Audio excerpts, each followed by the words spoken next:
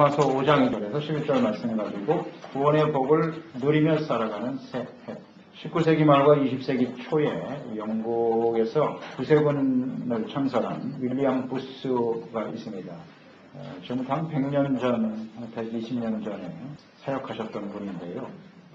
그 당시 기자들이 부스에게 질문을 합니다. 앞으로의 기독교는 어떤 기독교가 되겠습니까? 라고 물었을 때 그가 이런 대답을 했습니다. 앞으로의 기독교는 거듭남 없이 구원을 선포하는 기독교, 회개 없이 죄의 용서함을 말하는 기독교가 될 것입니다. 그가 100년 전에 한 말인데요. 오늘 이 말씀이 예언적인 말씀이 되어 오늘날 21세기를 살아가는 오늘날 우리 교회에 정확하게 성취되고 있음을 볼 수가 있습니다. 하나님 앞에서 진실로 자신의 죄를 눈물로 회개해 본 적이 없는, 단순히 예수님이 나의 죄를 위해서 죽었다, 그러므로 나는 용서받았다 라는 이 교리를 지적으로 동의하면 우리가 구원받은 것이고 지옥에서 천국으로 들어가게 될 것이다 라고 생각하고 또 그렇게 가르치는 그런 복음이 오늘날 이 시대의 복음이 아닌가 생각해 봅니다. 예수님의 십자가는 모든 사람들을 죄와 사망에서 구원하는 능력이 되는 것입니다. 하지만 오직 자신의 죄가 무엇인가를 깨닫고 하나님 앞에 자신의 죄를 철저하게 회개하고 용서받은 사람들, 그 사람들에게 해당되는 하나님의 구원의 은혜요 축복이 되는 것입니다. 이 복음을 제대로 믿고 받아들여야 우리는 하나님의 구원의 능력에 참여하게 되는 것입니다. 새해 우리에게 주시는 레마의 말씀은 구원을 온전히 이루어 가라는 말씀입니다. 자, 우리는 그런 질문을 해보게 되죠. 여러분 진정 구원을 받으셨나요? 구원받은 이후에 이 구원을 온전히 이루어가고 계십니까? 우리가 구원을 받았다라고 한 여기에 대해서 우리가 분명히 대답을 할 줄 알아야 되거든요. 예수를 믿고 구원받은 그리스도인들이 구원에 대한 확신이 없으면 안 되겠죠. 구원에 대한 이것을 검증할 수 있는 중요한 두 가지 질문이 있다. 하나는 당신은 오늘 죽으면 천국에 갈 수 있습니까? 천국 갈 수 있으십니까? 아멘 하고 대답해야 그 구원받는 사람 아니겠습니까? 그러면 아멘 그렇습니다 라고 대답한 사람들에겐 두 번째 질문이 있죠. 천국에 들어갈 수 있는 근거가 무엇입니까? 라고 이제 질문하게 되겠죠. 이 구원을 계속 온전히 이루어가고 살아가고 있습니까? 그 증거가 무엇입니까? 라는 것이죠. 여기에 대해서도 우리는 분명한 대답을 할 수가 있어야 합니다. 오랫동안 교회 다니면서 신앙생활하는 성도들 중에도 이 구원에 대한 분명한 확신을 갖지 못하고 살아가는 사람들이 의외로 많습니다. 구원을 받았다. 어떻게 보면 좀 막연하죠. 나는 교회 다니니까 구원받았을 것이다 라는 막연한 추측과 기대감을 가지고 교회에 출석하는 경우가 있습니다. 자, 이 구원에 대한 확신, 내가 오늘 죽으면 천국 갈 수 있다라고 하는 확신과 그 구원을 이루기 위해서 나는 오늘 구체적으로 어떠한 모습을 가지고 살아가고 있다. 나는 이 구원받은 분명한 증거가 있다라고 대답하지 못한다면 이 구원에 대한 확신이 없다는 말입니다. 그 사람은 구원받지 못한 것입니다. 우리 구원에 대해서 분명한 이해가 있어야 되겠죠. 구원이란 무엇입니까? 구원이란 하나님과의 관계 회복에서 시작된다고 그랬어요. 하나님이 사람을 지으셨는데 사탄이 들어와서 죄를 짓게 만들었죠. 아담과 하와. 죄를 짓게 만들어서 하나님을 떠나게 만들었습니다. 하나님과 우리의 사이를 갈라놨어요. 구원이라고 하는 것은 바로 이와 같은 모습이 회복이 되는 거예요. 죄가 용서받고 죄로 인해서 사망이 찾아왔어요. 사망과 죽음에서 죄악 가운데에서 다시 회복되는 것, 자유함을 얻는 것, 승리하는 것, 해방되는 것, 이것이 바로 구원입니다. 이 땅의 모든 사람은 다 죄악 가운데 태어나는 거예요. 아담과 하와의 후손들은. 하나님을 전혀 알지 못합니다. 인식 못하고 태어나고 사는 거예요. 하나님과 떨어져 있고 죄로 말미암아 죄 가운데 살다가 영원히 버려지는 인생. 어떻게 하면 이들을 구원할 수 있을까? 죄 용서함을 받고 하나님 앞에 사탄의 종이 아닌 하나님의 자녀가 되어 지옥불 속에 타는 인생이 아니라 영원한 천국의 삶으로 옮겨지는 이것이 바로 구원이거든요. 이 구원을 어떻게 이루어갈 수 있을까? 이것이 우리 삶의 아주 중요한 주제예요. 구원받을 수 있는 길은 오직 예수 그리스도밖에 없습니다. 자신의 죄, 자기 중심으로 살아왔죠. 죄의 핵심은 간단해요. 자기 중심, 그걸 교만이라고 하고요. 또 하나는 욕망입니다. 욕심. 자기 육체가 시키는 대로 사는 것. 영적인 일에 대해서는 전혀 관심이 없어요. 육체가 본능이 그냥 시키는 대로 사는 사람. 하나님이 주인 되는 삶이 아니라 내가 주인 되어 나의 생각대로 살아가는 경향. 이것이 바로 죄죠. 이것을 죄인인 것을 깨닫게 되는 거예요. 시인하는 거죠. 하나님의 말씀을 듣고 자기의 죄를 시인하고 고백하고 그리고 회개하는 겁니다. 아, 제가 잘못 살았습니다. 그럼 이 죄의 문제를 어떻게 해결할 것이냐? 하나님의 그 아들 예수 그리스도를 보내주시고 우리의 죄의 문제를 해결해 주셨다는 것을 믿음으로 말미암아 우리는 구원에 이르게 되는 것입니다. 그런데 이것조차도 하나님의 은혜로 되는 것이에요. 아무리 이런 말씀을 교회 다니면서 들어도 잘 깨달아지질 않습니다. 이걸 깨닫게 하시는 분이 누구냐? 성령이십니다. 하나님의 영이 우리 가운데 감동이 돼야 비로소 깨닫게 되고 죄인인 줄 알고 고백하게 되고 주님을 바르게 섬기게 되는 것이죠. 하나님의 은혜로 되는 것이다. 따라서 우리가 교회에 나왔다라고 하는 것은 교회에 나와 있는 사람들 중에는 이렇게 구원의 은혜를 받고 나온 사람들이 있고 그게 사실 교회의 가장 근본적인 의미입니다. 구원받은 사람들이 모인 곳이 교회입니다. 그러나 교회 안에 있다고 해서 다 구원받았느냐? 그렇지 않죠. 아직 깨닫지 못한 사람들도 있단 말이죠. 그러면 우리는 무슨 생각을 해야 되느냐? 이 구원을 받고자 하는 간절한 열망이 우리 가운데 있어야 돼요. 아직 내가 확신이 없다면 주여 하나님의 은혜가 내게 임하여 하나님의 영으로 감동되어 이 하나님의 구원의 은혜에 참여하게 하시고 구원받는 삶을 살아갈 수 있게 해주세요. 이것이 언제나 첫 번째 기도 제목이 되어야겠지요. 다른 모든 사람들은 이 구원의 확신을 가지고 사는데 저는 아직도 잘 모릅니다, 주님. 그러니 내게 깨닫게 해주세요. 이게 아마 올바른 기도일 겁니다. 이 구원의 은혜를 가지고 살아간다. 구원받았다라고 하는 것은 분명한 아주 확실한 삶의 변화가 일어납니다. 그냥 단순히 교회 나왔다, 교회 다닌다, 안 다닌다의 문제가 아니고 종교를 가지고 있다, 아니다의 문제가 아니라 분명한 변화가 있어요. 구원받은 사람. 그래서 오늘 본문 말씀은 구원받은 성도들이 누리게 되는 변화와 축복에 대해서 말씀하고 있습니다. 복이 무엇이냐? 구원받은 성도들에게 나타나는 변화, 증거, 축복 이런 것들을 잘 나타내주고 있는데요.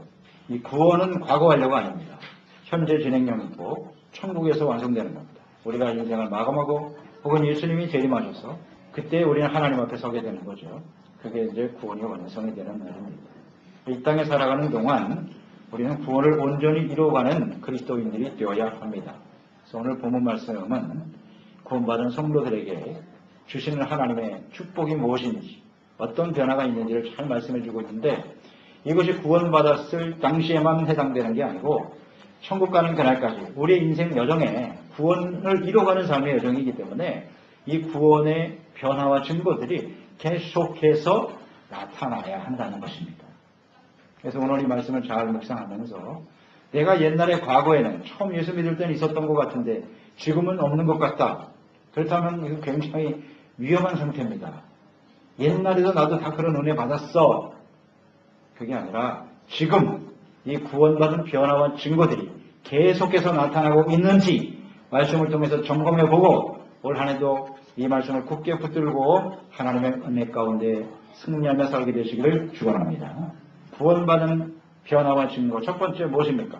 하나님과 함께 화평을 누리며 살아간다는 겁니다. 화평 이것이 증거예요. 1절 말씀 보세요. 그러므로 우리가 믿음으로 의롭다 하심을 받았으니 우리 주 예수 그리스도로 말미암아 하나님과 화평을 누리자. 자, 죄를 가지고 있는 사람들은 하나님과 원수된 상태예요. 하나님을 전혀 알 수가 없어요. 그렇기 때문에 하나님을 알지 못하고 죄 가운데 살아가는 사람들은 마음에 참된 평화가 없습니다. 다 평화를 원하지만 죄가 있는 곳에는 하나님과 이렇게 등을 쥐고 있는 상태에서 살아가는 인간은 절대 평화가 없어요. 사람들은 나름대로 평화를 추구하죠.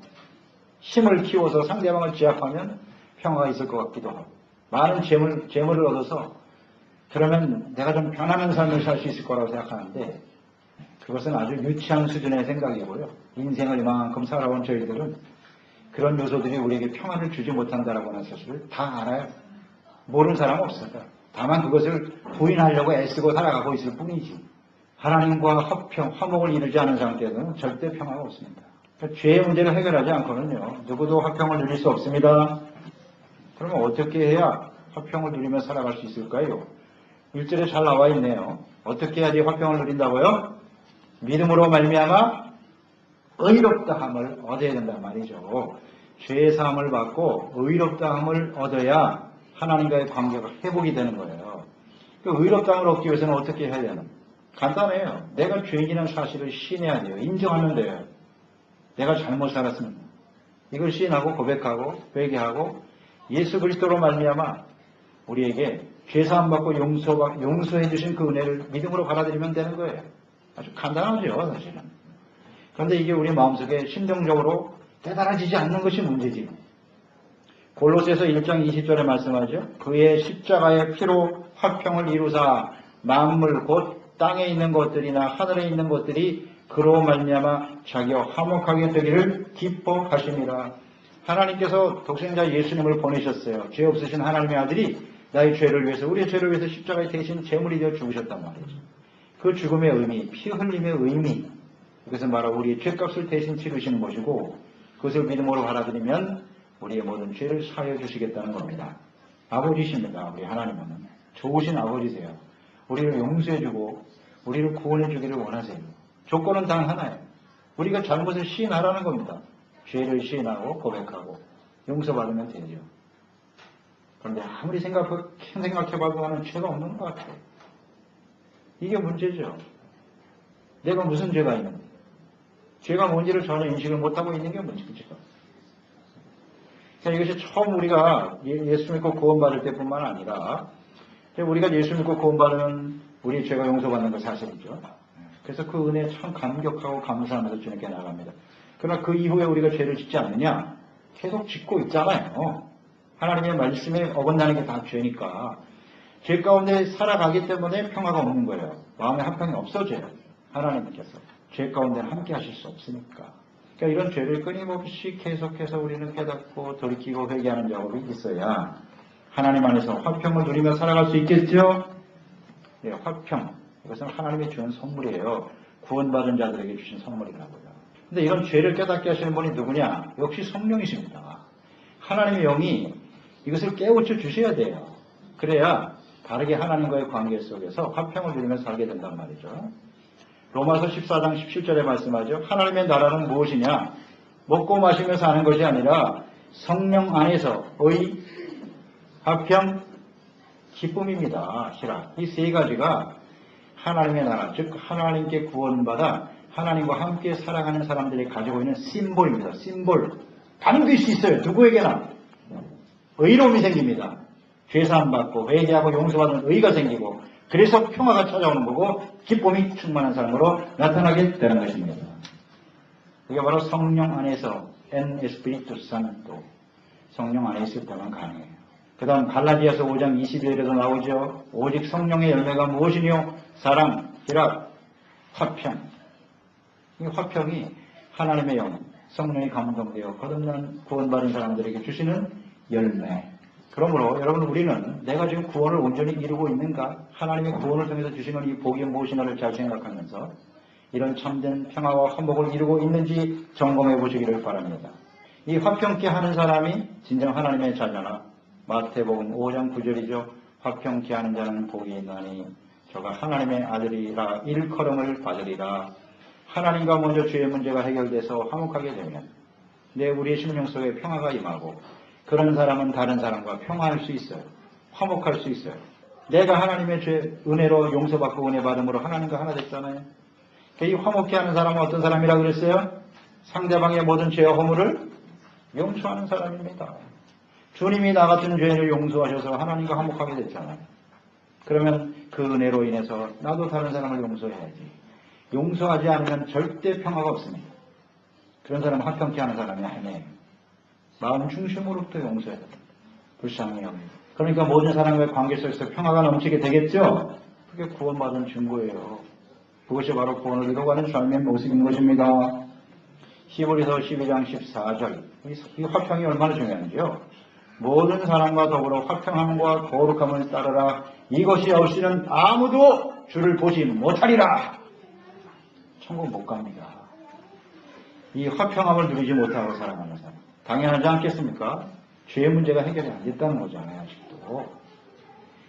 내 마음속에 이런 참된 평화가 화평 안에 있는지 날마다 점검해 보시기를 바랍니다. 이것이 구원을 이루어가는 과정이에요. 두 두 번째는 하나님의 영광을 바라보고 즐거워한다. 오늘 본문 말씀 보면 즐거워한다는 말씀이 여러 번 강조되죠? 기쁨이죠? 예수 믿고 구원받은 사람들의 특징은 마음속에 기쁨이 찾아온다는 거예요. 근데 기쁨이 어떤 기쁨이냐?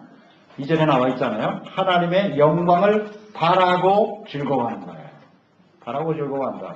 여기서 하나님의 영광이라고 하는 것은 천국에서 성도들이 누리게 될 영광을 의미하는 거예요. 그러니까 이 세상에서 가장 아름답고 영광스러운 것이 있다고 해도 영원한 하나님의 나라에서 천국에서 누릴 영광과는 좋게 비교할 수 없는 것이죠. 그러니까 하나님의 나라의 영광, 하나님의 나라, 천국에 대한 바라고 그랬잖아요. 이 소망이 없는 사람은 절대로 이 세상의 참된 즐거움을 맛볼 수가 없어요. 그러니까 세상 사람, 구원받지 못한 사람과 그리스도인의 차이가 뭐냐. 다 기쁨과 즐거움을 추구하며 살죠. 인생을 즐겁게 살자. 기뻐하며 살아가자. 다 비슷한 생각을 갖고 살 겁니다. 그런데 그 초점이 달라요. 이 하나님을 없는 사람은 이 세상에서 어떻게 하면 내가 즐거워하고 세상에 있는 것들로 어떻게 하면 기쁨을 추구해볼까? 이런 생각을 가지고 살아요. 이 세상은 영원하지 않잖아요. 세상이 내 뜻대로 되나? 안 되죠. 그러니까 세상에서 영광을 바라고 세상에서 쾌락과 기쁨을 추구하면서 살다 보니 그 기쁨이 우리에게 주어지느냐? 지극히 찰나적이죠. 이런 건. 아주 찰나적이고 금방 또 변하고 마음속에 기쁨을 누릴 수가 없게 되는 거예요. 세상에 영광을 두고 세상에 소망을 두고 세상에서 즐거워하려고 애를 쓰는 사람이죠. 그러나 우리는 세상에 있는 것이 아니라 하나님 앞에서 영광스러운 하나님 앞에서 영원한 삶을 바라보면서 그것을 소망하고 즐거워하는 사람이 되어야 하는 것이죠. 로마서 8장 18절 생각하건대 현재의 고난은 장차 우리에게 나타날 영광과 좋게 비교할 수 없도다. 비록 우리가 이 세상에 살아가는 동안에는 피곤할 수도 있고 지치고 어려울 수도 있어요. 예수 믿고 살아가는 사람이 그렇게 만만치가 않아요. 세상 사람들이 좋아하지 않으니까요. 상처를 받기도 하고 비난을 당하기도 하고 많은 어려움이 있지만 그것보다도 하나님 앞에서 받을 그 영광이 훨씬 더 크다는 거죠. 가치가 훨씬 크고 그것이 진정한 우리의 삶의 목표라는 사실을 알기 때문에 그것을 바라보고 소망하면서 즐거워하는 것입니다. 지금 당하는 어려움보다 훨씬 더 큰 기쁨이 있다는 거예요. 아멘? 이게 무슨 의미인지 아는 사람은 구원받은 사람이에요. 무슨 말인지 모르겠는데 그러니까 세상에서 계속 기쁨을 추구하며 살려고 애를 쓰는 거죠. 안타깝죠. 구원받은 사람은 하늘의 영광을 바라면서 기뻐. 이 세상은 잠시 잠깐 지나가는 나그네와 같은 것입니다. 아멘? 세상이 무엇이며 풀과 같고 그 모든 영광은 풀의 꽃과 같은 것이 아니겠느냐. 그렇습니다. 인생은 풀은 다 시들고 말아야 영원히 살 사람은 아무도 없어. 그 가운데서 영광을 추구하며 몸부림치며 사는데 화물 11호니라 아무리 붉은 꽃이 아름다움을 자랑해도 10일을 지나지 못합니다. 그 모든 영광은 다 사라지고 말아요. 그러니 즐거움이 있나 이 세상에. 그러니 우리 영원한 하늘나라의 영광을 바라보고 즐거워하는 사람, 구원받은 사람입니다. 아멘. 이것을 계속 누리며 살아가는 거예요. 천국 갈 때까지. 다시 말씀드립니다. 우리의 기쁨의 초점이 어디에 있느냐. 기쁨의 근거가 무엇인가. 무엇으로 즐거워하는가. 이걸 날마다 점검해 보시기 바랍니다. 세 번째, 구원받은 사람들 누리는 축복은 무엇이냐. 즐거움인데 환난 중에도 즐거워하는 거예요.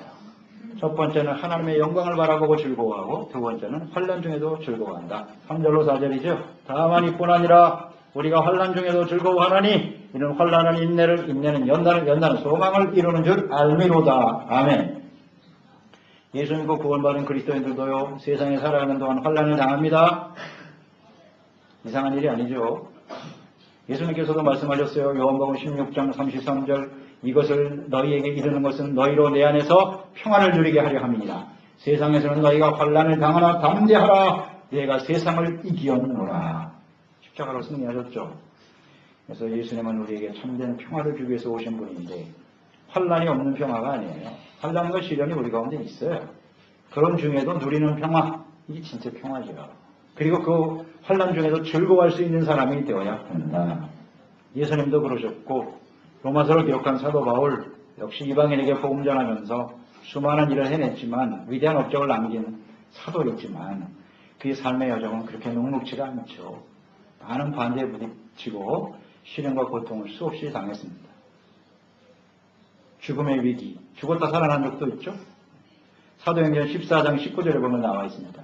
유대인들이 안디옥과 이고니온에서 와서 무리를 충동하니 그들이 돌로 바울을 쳐서 죽은 줄로 알고 시외로 끌어내치니라. 돌로 맞아 죽었어요. 근데 죽은 줄 알고 버렸는데 다시 살아났죠. 하나님이 살리셔서 22절에 말씀하죠. 제자들의 마음을 굳게 하여 이 믿음에 머물러 있으라 권하고 또 우리가 하나님의 나라에 들어가려면 많은 환난을 겪어야 할 것이니라.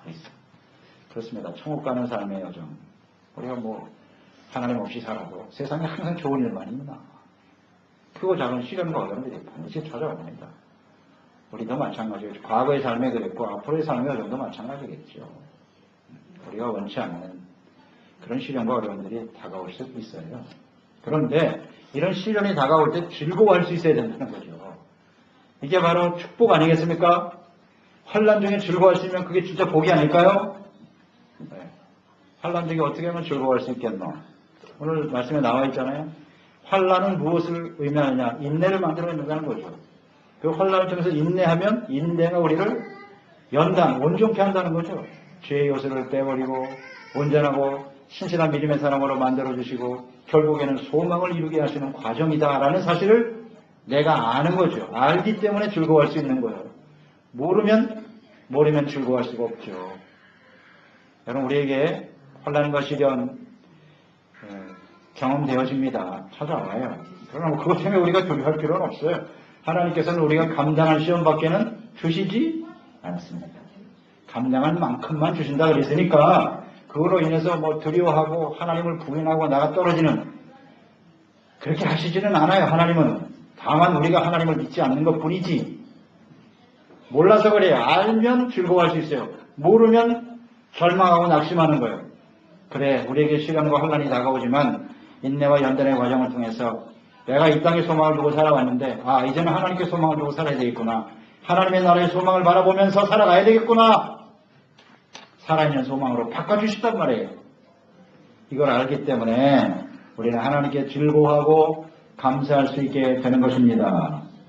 이것이 바로 구원받은 사람들에게 나타나는 변화예요. 우리가 하나님을 알지 못하는 사람은 조그만 잘못, 시련과 어려움이 다가와도 너무 쉽게 낙심하죠. 낙심하고 두려워하고 걱정하고 염려하고 그게 세상 사람들의 모습이에요.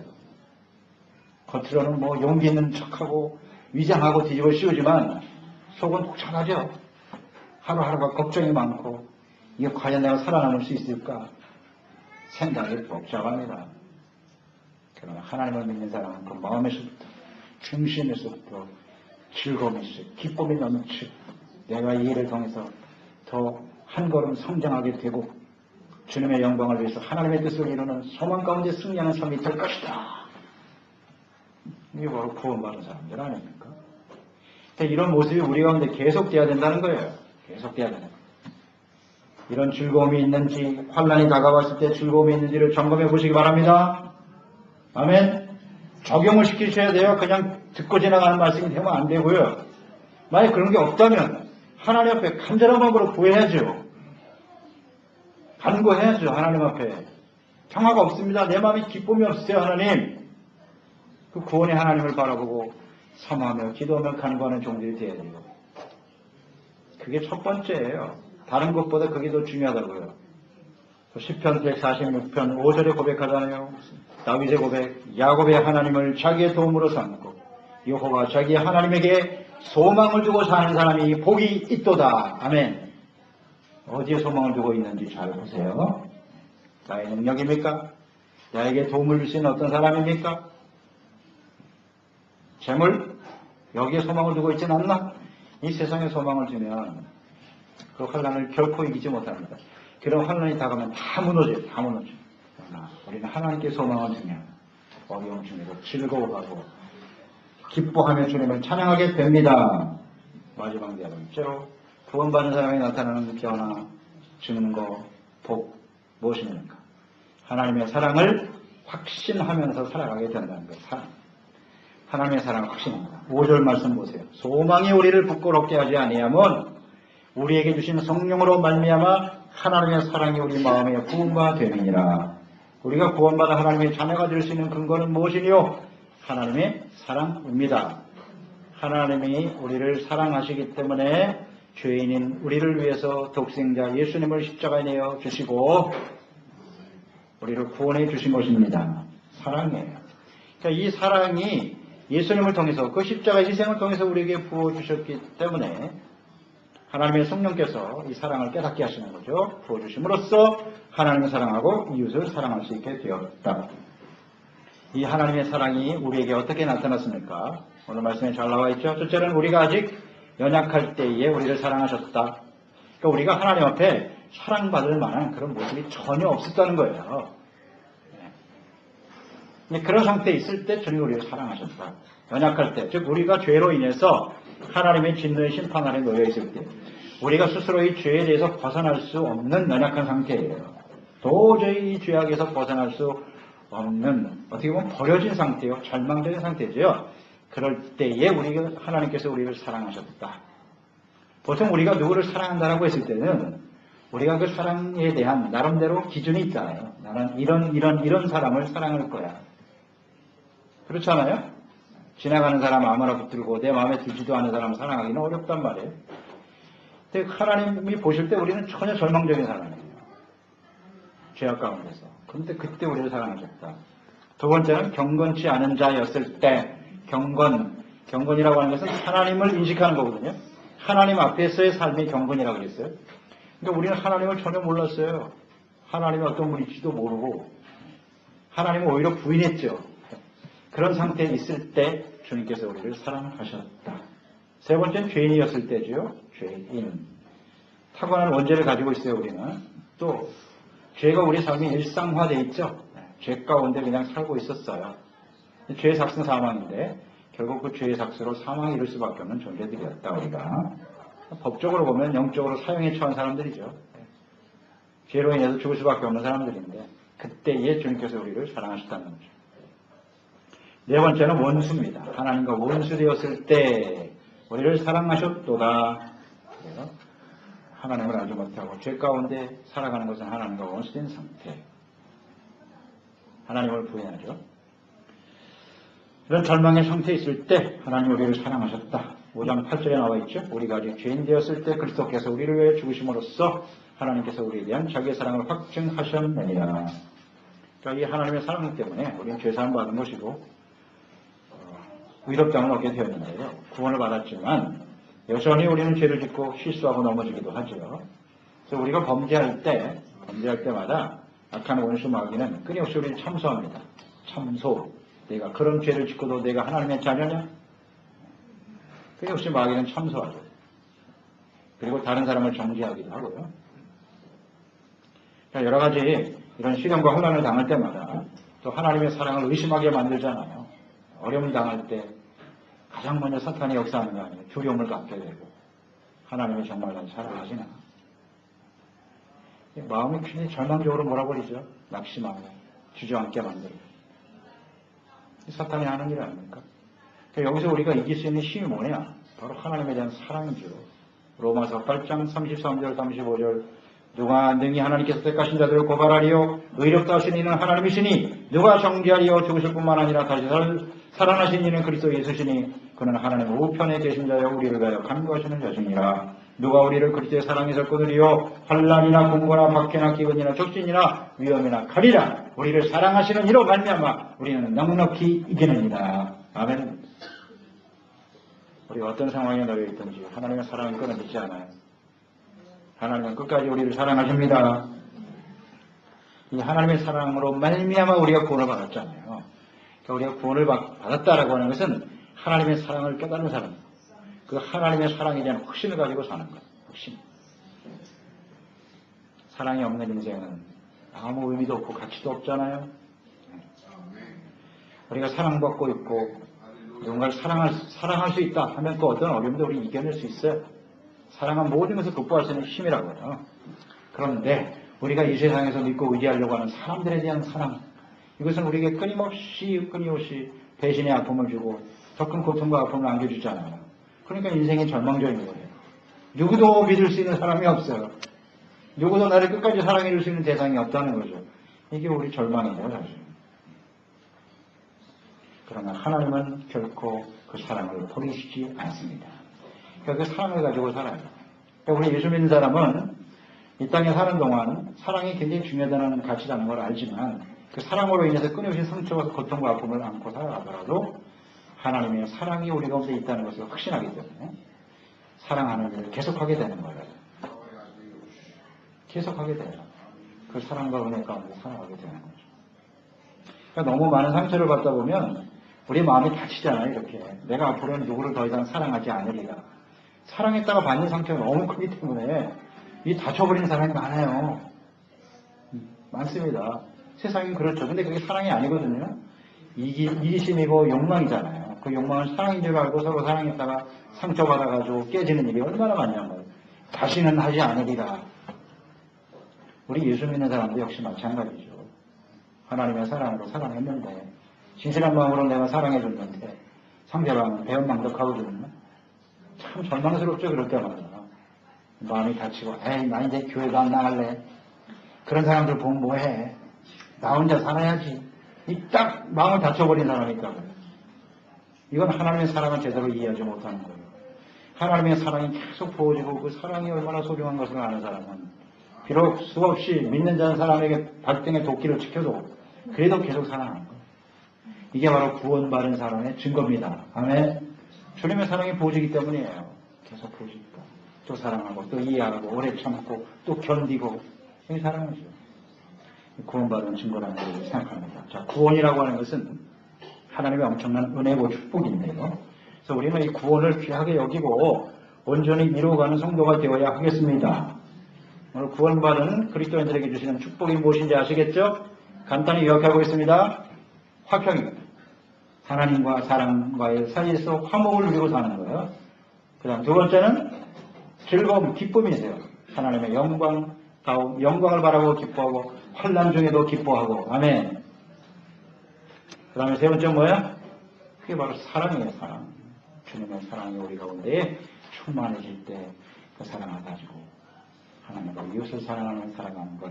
이것이 구원받은 자에게 주시는 축복이고 구원받은 자에게 나타나는 변화의 증거예요. 우리가 이 땅에서 구원받은 자로서 구원을 온전히 이루어가는 과정 속에서 반드시 경험되어져야 하는 일이에요. 아멘. 이것이 구원을 온전히 이루어가는 것. 성도들의 삶의 모습이기 때문에 그래서 잘 붙들고 주어진 한 해 또 앞으로 주어진 우리의 생애 동안 구원을 아름답게 이루고 은혜와 축복을 드리며 증거하는 삶이 되시기를 축원합니다.